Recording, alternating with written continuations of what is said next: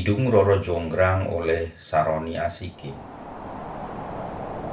Raja Baka tersungkur saat ujung kerisku masih meneteskan darah segar.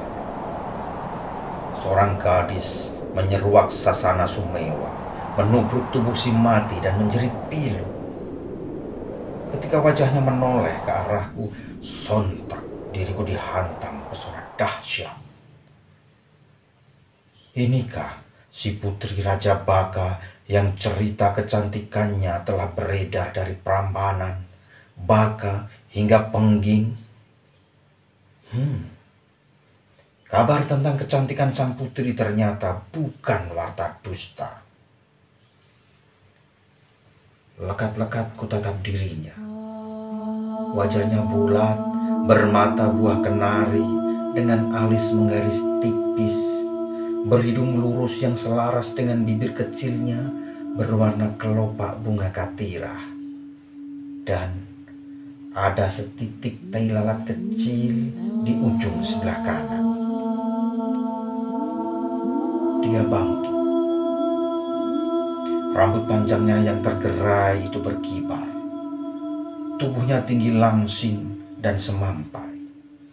Pantas saja orang-orang menyebut dirinya Roro Jonggrang.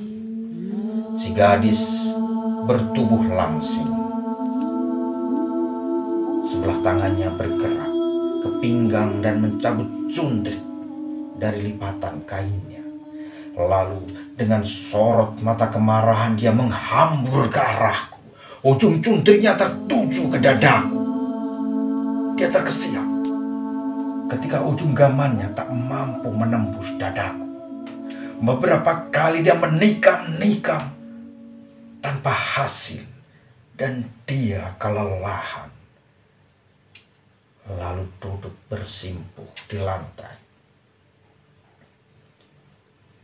Bunuhlah aku, dan sempurna kau kuasai kerajaan Baka, ucapnya. Aku menghela nafas panjang dan berkata, kenapa aku harus membunuhmu ketika kau bisa menjadi istriku dan permaisuri di kerajaan ini? Aku tak sudi menjadi pendamping lelaki yang telah membunuh ayahku, ucapnya dengan nada bengis. Mati buatku lebih baik. Aku menyarungkan kerisku setelah membesut sisa darah Raja Baka dengan kain yang kupakai. Aku punya kesabaran seluas langit untuk menunggumu menjadi istriku. Benar, aku datang ke sini untuk menghabisi kalian semua. Tapi melihatmu, entah mengapa, diriku tertikam asmara. Aku merasa kau belahan jiwaku, Jonggrang. Dia tertawa kecil. Bahkan bila aku kau penjara seumur hidup, aku tak akan pernah mau menjadi istrimu. Beberapa saat hening. Apakah kata-kata seorang pembunuh bisa dipercaya? Dia bertanya. Tentang apa? Tentang asmaraku kepadamu? Kau perlu pembuktian seperti apa? Lalu hening beberapa saat. Kemudian dia bangkit dan dengan pandangan tak semarah sebelumnya dia berkata, ku dengar kabar kau orang dikdaya.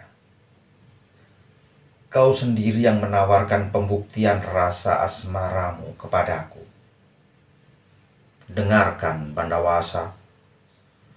Buatkan aku sumur yang dalam dan dilengkapi dengan kolam petirtaan dari batu-batu Gunung Merapi.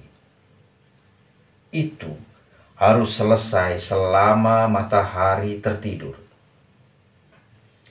Aku ingin juga kau buatkan 1000 candi yang indah dalam semalam. Bila kau gagal, aku tak akan pernah sudi menerimamu. Dalam hati aku tersenyum. Kedua permintaannya bukan perkara sulit untuk orang yang menguasai ratusan ribu jin seperti diriku. Bandung, Bandawasa. Hanya itu, aku akan mewujudkannya. Meskipun aku akan lebih berbahagia bila hatimulah yang menerima rasa asmaraku.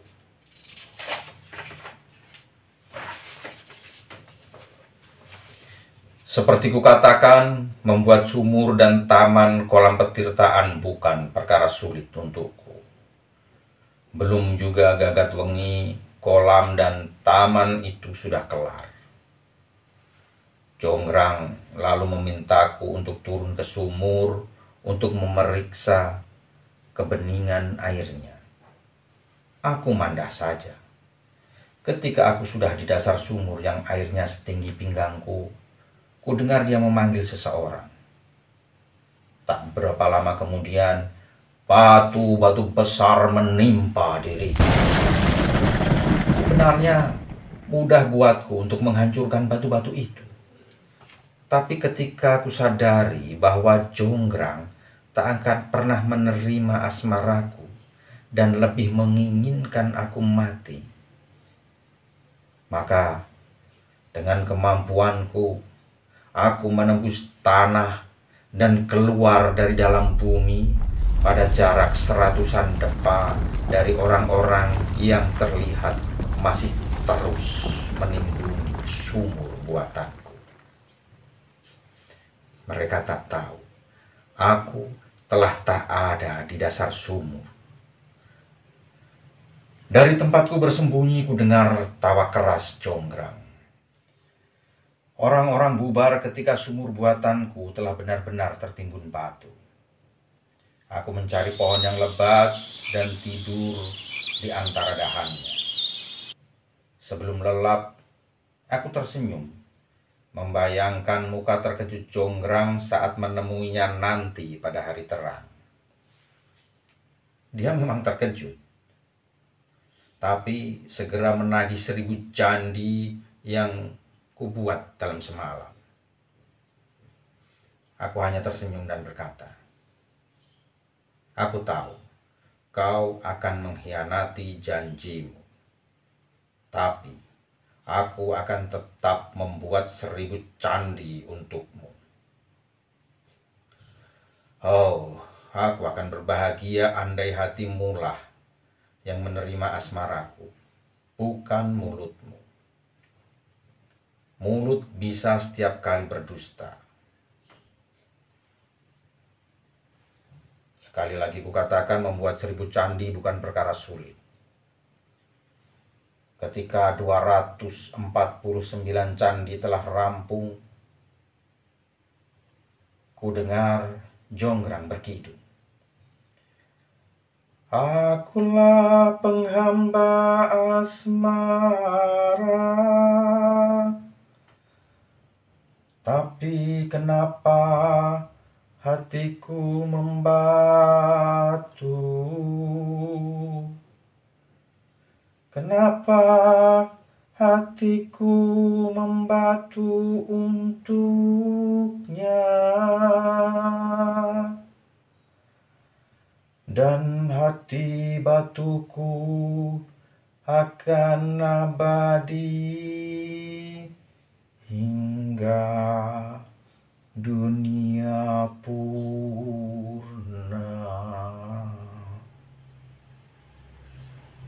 Kusimak kidung itu. Suaranya merdu, tapi hatiku begitu perih ketika menyadari dirinya tak akan pernah menerimaku. Aku mungkin memiliki tubuhnya, tapi tidak hatinya. Ya, Jonggrang tak akan pernah bisa kumiliki jiwa dan raganya. Lalu kuperintahkan semua jin bubar dan menghentikan pembuatan